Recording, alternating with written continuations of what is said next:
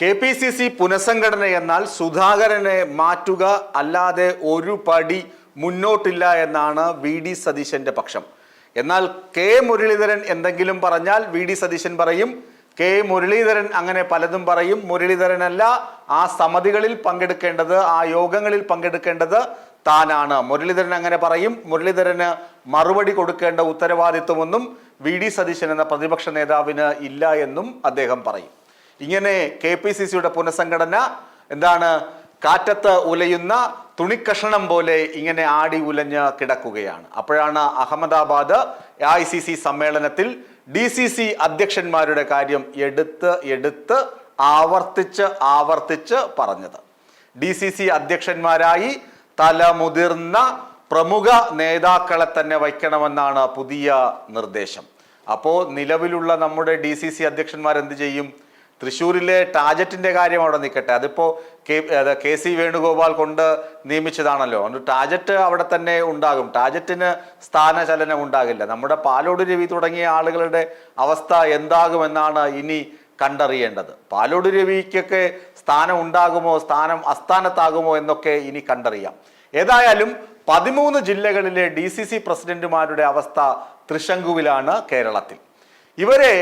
ഇവരിൽ 6 പേരുടെ നില പരിങ്ങലിലല്ല. അവർ പറയുന്നത് ഹൈക്കമാൻഡിന് ലഭിച്ച ദീപാദാസ് മുൻഷിയും അതുപോലെ തന്നെ കനകോലും ഉണ്ടല്ലോ, ബംഗളൂരുവിലിരുന്ന് കേരളത്തിന്റെ സ്ഥിതിഗതികൾ അന്വേഷിച്ച് ഇങ്ങനെ ചെയ്യൂ അങ്ങനെ ചെയ്യൂ എന്നൊക്കെ പറയുന്ന റിപ്പോർട്ട് ഇടയ്ക്കിടയ്ക്ക് കൊടുക്കുന്ന കനകോലു ഒക്കെ പറയുന്നത് കേരളത്തിലെ 6 DCC പ്രസിഡന്റുമാരുടെ പ്രവൃത്തി കുഴപ്പമില്ല, മറ്റ് ഒരു 5-6 പേര് പ്രശ്നക്കാരാണ്, അവരെ അങ്ങ് മാറ്റണം.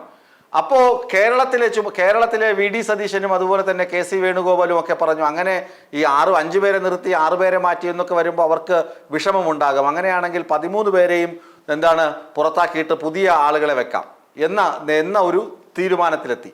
അതുകൊണ്ടാണ് ഞാൻ പറഞ്ഞത്, കേരളത്തിൽ ടാജറ്റ് ഒഴിച്ച് തൃശ്ശൂർ ജില്ലയിലെ DCC പ്രസിഡന്റ് ഒഴിച്ച് ബാക്കി 13 പേരെയും മാറ്റാനാണ് തീരുമാനം. അതുകൊണ്ട് പ്രിയപ്പെട്ട DCC പ്രസിഡന്റുമാരെ, പെട്ടിയും തലയുടെയൊക്കെ എടുത്ത് തയ്യാറായിരിക്കുക. നിങ്ങളെ ചവിട്ടി പുറത്താക്കാനാണ് ഹൈക്കമാൻഡ് നിർദ്ദേശം കൊടുത്തിരിക്കുന്നത്. ഉടനെ തന്നെ ആ ചവിട്ടി പുറത്താക്കൽ ഉണ്ടാകും. പുതിയ ആളുകൾ വരുമ്പോൾ അവർക്കൊരു പരിങ്ങലുണ്ട്. എന്താണ് സംഭവം എന്നറിയാമോ? ഈ DCC പ്രസിഡന്റുമാർക്കായിരുന്നു കോൺഗ്രസിൽ സ്ഥാനാർത്ഥിത്വം ലഭിച്ചിരുന്നത്. DCC പ്രസിഡന്റുമാരാണ് മിക്കവാറും നിയമസഭയിൽ MLA-മാരായിട്ട് മത്സരിക്കുക, അല്ലെങ്കിൽ പാർലമെന്റ് തെരഞ്ഞെടുപ്പ് വരുമ്പോൾ MP സ്ഥാനാർത്ഥിയാവുക. അതൊക്കെ ഇവർക്ക് വന്നു വീഴുന്ന ഭാഗ്യങ്ങളായിരുന്നു. ഇവരെയാണ് പെട്ടെന്ന് KPCC അധ്യക്ഷൻ പെട്ടെന്ന് ഇവർ സ്ഥാനാർത്ഥിയാകട്ടെ എന്നൊക്കെ ലിസ്റ്റ് കൊടുക്കുന്നത്. ഇനി DCC പ്രസിഡന്റ് ആയി കഴിഞ്ഞാൽ 3-3.5 വർഷത്തേക്ക് ഇവർക്ക് തെരഞ്ഞെടുപ്പുകളിലൊന്നും മത്സരിക്കാൻ പറ്റില്ല.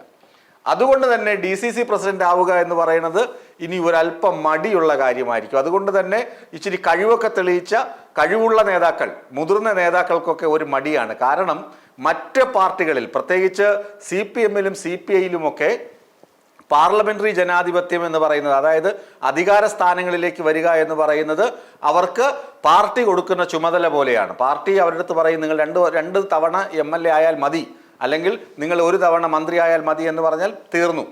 കോൺഗ്രസിൽ അങ്ങനെയല്ല. ഒരാൾ മന്ത്രിയായി കഴിഞ്ഞാൽ ആജീവനാന്തം അദ്ദേഹം മന്ത്രിയാകണം. ഒരാൾ MLA ആയിക്കഴിഞ്ഞാൽ ആ മണ്ഡലത്തിൽ നിന്ന് ആജീവനാന്തം MLA ആകണം. അതാണ് കോൺഗ്രസിന്റെ ഒരു നടപ്പ് വ്യവസ്ഥ. ആ വ്യവസ്ഥയ്ക്കൊക്കെ തിരുത്തൽ വരുത്താനാണ് അഹമ്മദാബാദ് സമ്മേളനവും അതുപോലെ തന്നെ DCC പ്രസിഡന്റുമാരുടെ യോഗവും ഒക്കെ, ഡൽഹിയിൽ ചേർന്ന സമ്മേളനവും ഒക്കെ തീരുമാനിച്ചത്. ആ തീരുമാനം പ്രാബല്യത്തിൽ വരുന്നത് കൊണ്ട് തന്നെ DCC പ്രസിഡന്റുമാരാകാനുള്ള തള്ളൽ കുറയും. അതുമാത്രമല്ല, DCC പ്രസിഡന്റുമാരുടെ ഉത്തരവാദിത്വം കൂടുകയാണ്. ഒന്ന്, സ്വന്തം ജില്ലയിലെ ചെലവിന് സ്വന്തമായി കാശ് പിരിക്കണം. അതുകൊണ്ട് പാലോട് രവി എന്ത് ചെയ്തു? ഞാൻ നേരത്തെ കഴിഞ്ഞ ഒരു ദിവസം പറഞ്ഞിരുന്നു, ഇവിടെ ഓരോ വാർഡിൽ നിന്ന് 50,000 രൂപ പിരിക്കാൻ തയ്യാറെടുത്ത് കഴിഞ്ഞു, പിരിവ് തുടങ്ങാൻ നിർദ്ദേശിച്ചു കഴിഞ്ഞു. INDC-ക്കാർ പിരിക്കാൻ പറഞ്ഞപ്പോൾ പിരിവ് നിർത്തടാ, ഞങ്ങളുടെ പിരിക്കാൻ പോകുന്നു എന്ന് പറഞ്ഞ് പാലോട് രവി പിരിക്കാനൊക്കെ തുടങ്ങിയിരുന്നു. അതുകൊണ്ട് പിരിച്ച് പണം കണ്ടെത്തണം.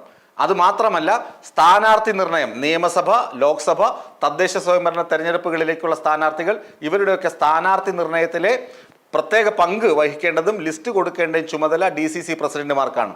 എന്നിട്ട് ഇവർ തെരഞ്ഞെടുപ്പിൽ നിന്ന് മാറി നിൽക്കുകയും വേണം. അതാണ് രണ്ടാമത്തെ ചുമതല. 3, ഇനി കേന്ദ്ര തെരഞ്ഞെടുപ്പ് കമ്മിറ്റിയൊക്കെ ചേരുമല്ലോ. അതിനകത്ത് പങ്കെടുക്കാനുള്ള ചുമതല കൂടി ഇവരുടെ തലയിൽ വന്ന് ചേരുന്നുണ്ട്. അങ്ങനെ നിർണായകമായ ചുമതലകൾ DCC പ്രസിഡന്റുമാർക്ക് വരുന്നു. അതായത് ഒരു കേഡർ സ്വഭാവത്തിലേക്ക്, പാർട്ടി അച്ചടക്ക സ്വഭാവത്തിലേക്ക് വരുന്നു. പാർട്ടിയുടെ നിർണായകമായ പങ്ക് വഹിക്കുന്നതിനുള്ള, കടമ വഹിക്കുന്നതിനുള്ള ചുമതലകളൊക്കെ DCC പ്രസിഡന്റുമാരിൽ കേന്ദ്രീകരിക്കുകയാണ്. അതുകൊണ്ട് ഉത്തരവാദിത്വം കൂടുതലുള്ള ജോലിയാണ്. അതുകൊണ്ട് തന്നെ DCC പ്രസിഡന്റുമാരാകാനുള്ള സാധ്യത, തള്ളിക്കയറ്റം കുറയും. അതുകൊണ്ട് ആരെങ്കിലുമൊക്കെ തെരഞ്ഞു പിടിച്ച് വയ്ക്കേണ്ടി വരും എന്നതാണ് അവസ്ഥ. ഈ അവസ്ഥയാണ് ഇപ്പോൾ മുന്നോട്ട് കൊണ്ടുപോകുന്നത്. പിന്നെ 3.5 വർഷത്തേക്ക് മത്സരിക്കാൻ പറ്റില്ല എന്ന് ഞാൻ നേരത്തെ പറഞ്ഞല്ലോ. പിന്നെ ഇനി ഒഴിവുകൾ നികത്തണം. KPCC പ്രസിഡന്റിനെ മാറ്റാതെ മുന്നോട്ട് പോകാനില്ലെന്ന് VD സതീശൻ പറഞ്ഞല്ലോ. കെ സുധാകരന് ഓർമ്മക്കുറവാണ് ഒന്നാമത്തെ കാര്യം. ഓർമ്മക്കുറവ് കെ സുധാകരനെ വല്ലാതെ അലട്ടുന്നുണ്ട്.